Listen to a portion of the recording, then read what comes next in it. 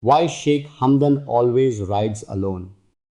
The painful truth, you have seen the photographs, the horse beneath him, the open desert stretching in every direction, the sky above him so wide and so empty that it makes the rest of the world look small, and him alone in the middle of all of it, riding, not toward anything visible, not away from anything specific, just moving through a space that has no walls, no schedule, no requirements, no one watching him the way the world watches him everywhere else.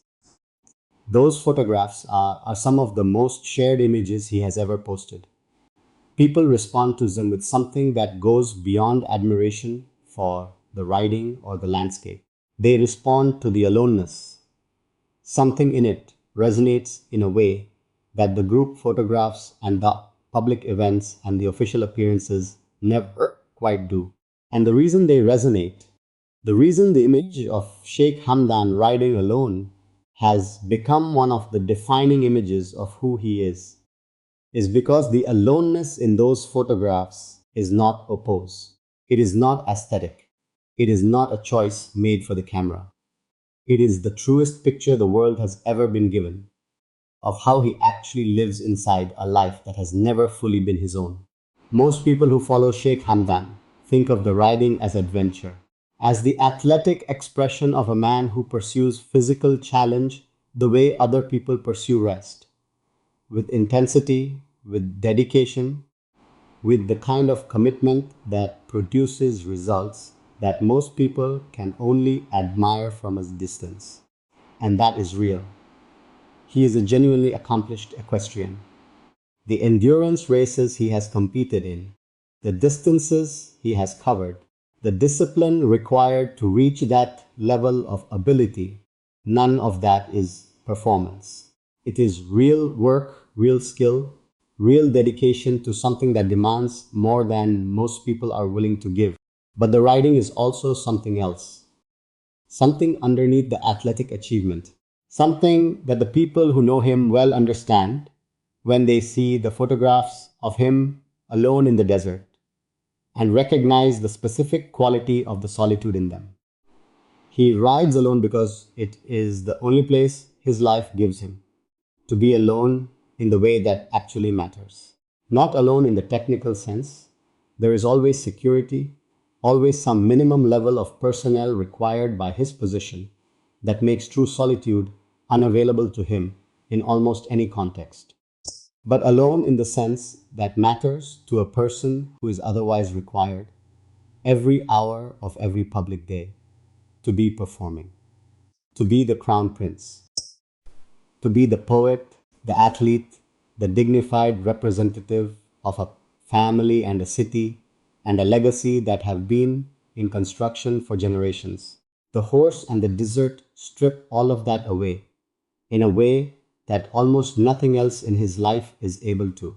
Out there, moving through a landscape that does not know his name and does not require anything from him, he is as close to simply existing as his life ever allows him to get. The painful truth underneath the beautiful photographs is this: he rides alone because he has learned through years of experience that no one who loved him would have wished for him, that bringing people into his private spaces costs more than it gives. The woman who was in his life, the children who went with her, the person inside the palace who took what they had been trusted with and used it in a way that damaged people he was trying to protect. The friend who was close enough to know the private version of his life and whose closeness eventually became a liability. One by one, the people who have been allowed into the private version of who he is have left marks that the public version has never been permitted to show.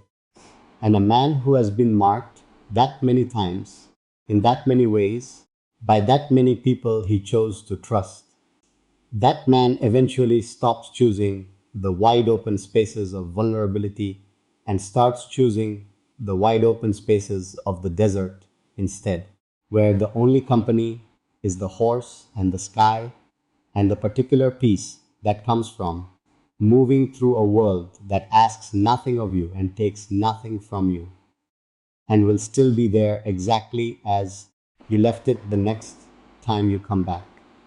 The writing also holds the grief in a way that most other things in his life cannot. Grief, when it is the kind that cannot be publicly acknowledged or privately processed in any conventional way, needs somewhere to go that is not a room with walls and people in it. It needs space, movement, the specific combination of physical demand and open horizon that forces the body to be present while giving the mind something to move through rather than something to sit still inside. He has a lot of grief to move through.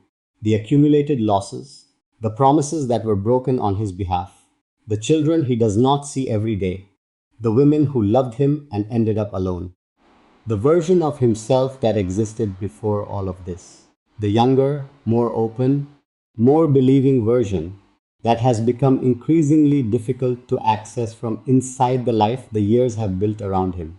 All of that rides with him into the desert, into the silence, into the one space his life still has that belongs entirely to the moving and not at all to the performing. There is something the photographs never show, not because it has been edited out, but because it is not visible in images. The moment before he mounts, before the riding begins and the movement takes over, and the specific mercy of physical effort makes everything else smaller for a while. There is a moment where he is just a man standing next to a horse in the early light, carrying everything, before the riding begins to carry it for him. That moment, whatever it contains, whatever version of his life he is holding in that pause before movement begins, is the truest picture of him that the world will never get to see. Because the camera catches what comes after: the grace of the riding, the beauty of the landscape, the image of a man who looks from the outside like freedom itself. But not the moment before it starts. Not the weight that the riding is about to lift temporarily from a man who has been carrying it longer than most people will ever know. He comes back from the desert the same way he comes back from everything, composed, ready to resume the performance, giving nothing away to the world that the world was not already going to see. The writing does not solve anything. It does not change the private losses or restore what has been taken or rebuild what has been broken by the people and the circumstances and the structural requirements of a life that has never been fully his own. But it does something. For the hours that it lasts, it gives him back something that the rest of his life keeps taking away: the sense of moving through a world that makes no demands, that accepts his presence without requiring his performance, that holds him briefly and without condition in exactly the kind of space that love was supposed to be, and rarely in his experience has managed to stay. That is why Sheikh Hamdan always rides alone. Not because there is nobody to ride with, but because the aloneness is the point.